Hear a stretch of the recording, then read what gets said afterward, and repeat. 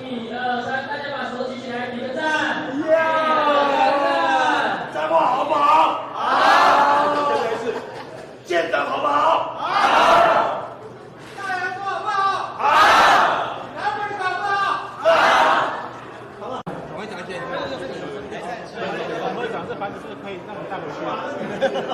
我们彰化彰滨工业区这里哦，可能是全台湾唯一工业区哦，这个游览车是快要比货哦。我们的这个